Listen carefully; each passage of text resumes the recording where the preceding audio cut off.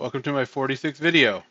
I said in my last video that I was going to return to making videos once a week, and then proceeded to miss making a video last week, due to Christmas and house guests.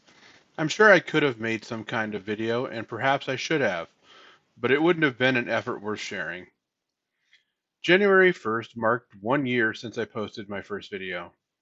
Way back in my first video, I told a story about my gluttony and how when I was presented with a variety of pizzas, I would make sure that I would have at least one slice of each kind to make sure I didn't miss out on the best one, regardless of how hungry I was.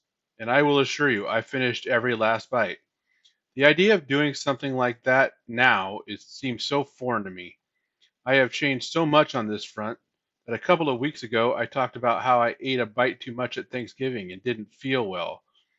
Well, I'm happy to report I did have victory over Christmas dinner. I successfully controlled myself and did not overeat. In fact, the other day I cut a slice of pizza in half because I thought it was too big. So in the span of 1 year, I've gone from cramming as much pizza as I can in to cutting slices in half because I didn't want to feel too full and uncomfortable. That is an undeniable miracle and shows the power the Lord has to heal. I have done nothing but have faith that the Lord will heal me spiritually. Galatians 5:16 says, "Walk by the Spirit and you will not gratify the desires of the flesh." My experience this year proves this is true. The physical healing I have is only evidence of the spiritual healing because gluttony and obesity are not physical ailments, they are spiritual ailments that manifest physically. I am new to the process of spiritual healing, but I am plenty familiar with the process of physical healing, and physical healing is slow.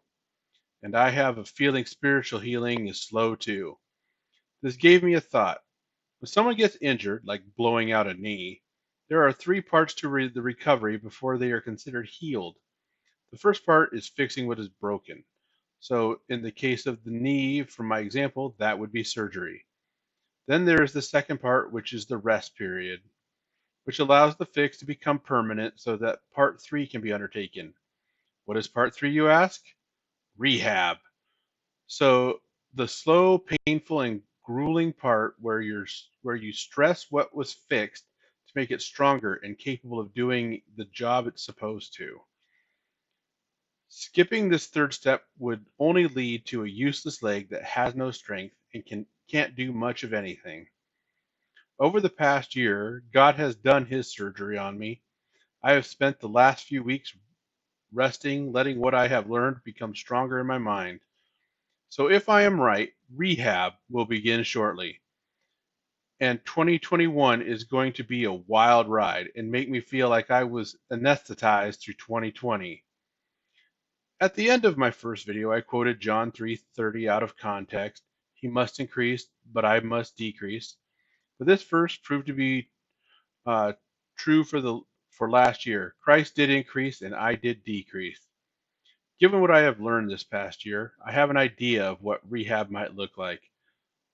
So my out of context verse for this year is Ezekiel 36:26 through 27.